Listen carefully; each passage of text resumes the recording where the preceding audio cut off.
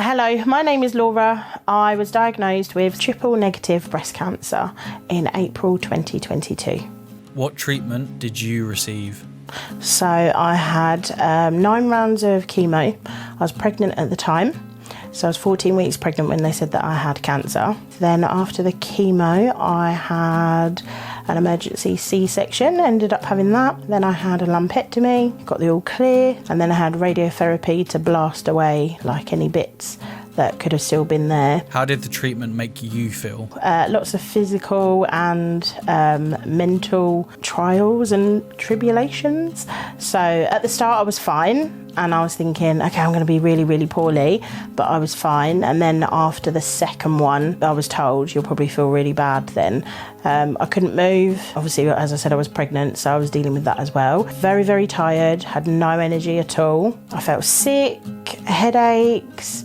I was really dizzy. Food, I couldn't even open the fridge. I've got children, so I had to open the fridge, obviously to feed my children, and I couldn't even look at food. I wasn't eating. I lost 2.5 stone nearly when I was pregnant. Obviously chemo, not a good diet, but it is what it is. Baby was still growing well. And then mentally, that was really, really hard, but I was so fortunate. They gave me a counsellor from day one. Her name was Karina, and she was absolutely amazing, from Macmillan. She saved my life, essentially, and I spoke to her once a week, sometimes twice a week. I got the all clear in November 2022, and I think I carried on speaking to her until March 2023, and then I found a charity called Cancer Support, and I went on to a course that they were running called Moving Forward, and that enabled me to talk about obviously moving forward and things like that. So that was super, super helpful. Now, upon reflection, it was more mentally draining for me, but people say, oh no, that was so hard for you physically, but you just have to get on with it as such. How did you find out? So, as I said, I was pregnant. I was in the shower. I never, ever check my breasts. And I found this huge lump in the shower just as I was washing. And I was like, well, okay, that's really big. Maybe that's hormonal. I thought, oh, just leave it. And then I thought, no, Laura, you're pregnant. You need to get it checked out. You've got other kids. And I had that sort of battle mentally. And then I did call the doctors. They didn't answer, so I thought, oh, leave it. And then it was just a niggle at the back of my mind, must get it checked out. Upon me finding it, maybe 3 weeks, I had an appointment and I'd been seen at the hospital, the breast care clinic.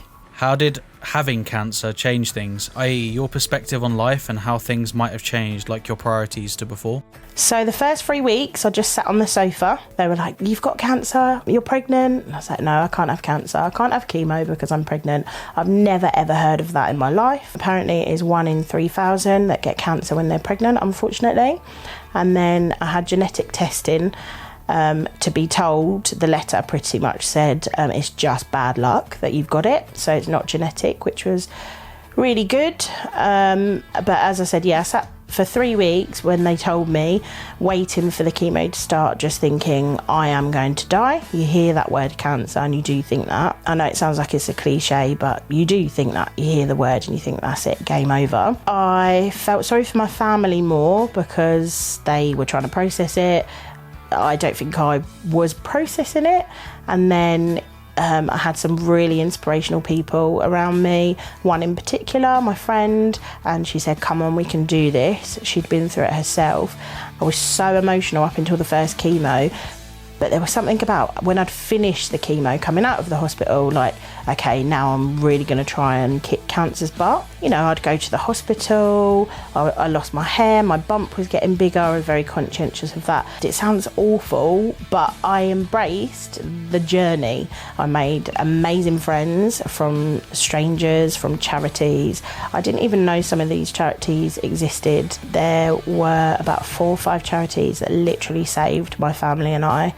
There was one charity called Verico and another charity called Mummy's Star. They would send my children packs with books, toys, Christmas gifts, birthday gifts, explaining like what Mummy was going through.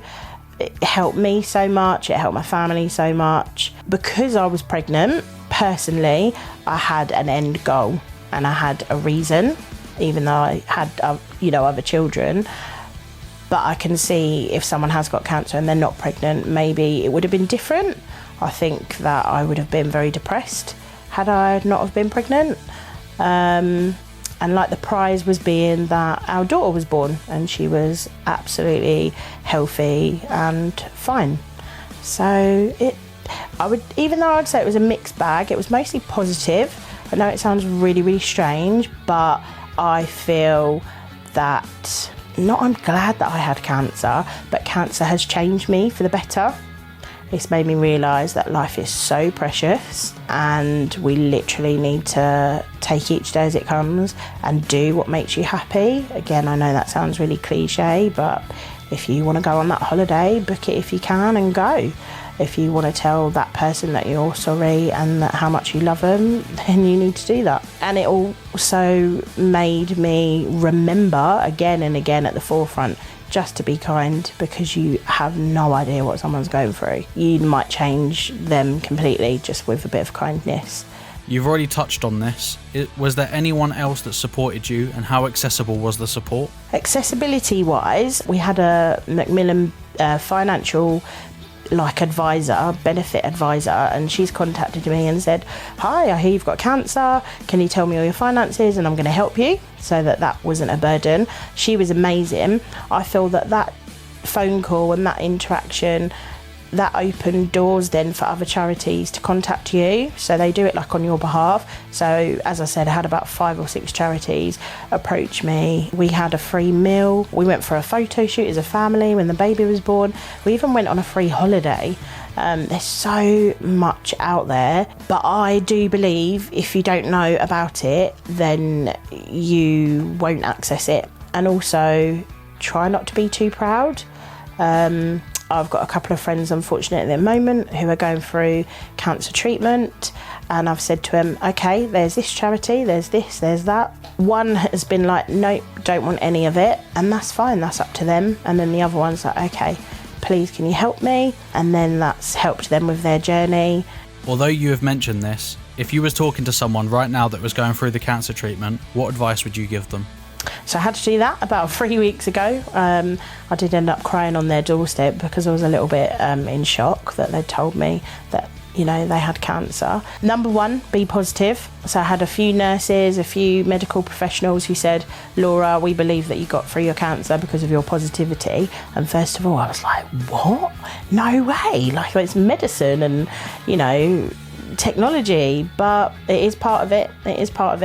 It's very easy to sit there and think, okay, the worst is going to happen to me, and then you can go down that rabbit hole. But positivity would be one. Take time to process for yourself what is happening and how you're feeling, and your feelings will change like a roller coaster. Goodness me, get a journal, because that will have so many emotions in, and then you can look back and think how amazing you've been. And I'd probably say, make sure you're reaching out to people. When you need help, reach out to people.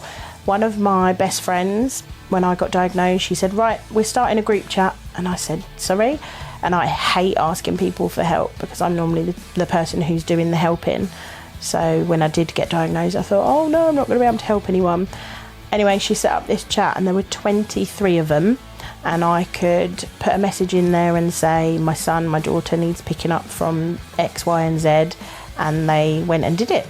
I need shopping, they went and got it. I need a cuddle, I need a cup of tea. They came and gave it, or they came and made it. So number one, be positive. Number two, don't be too proud. And number three was look for help and ask for help if you need it.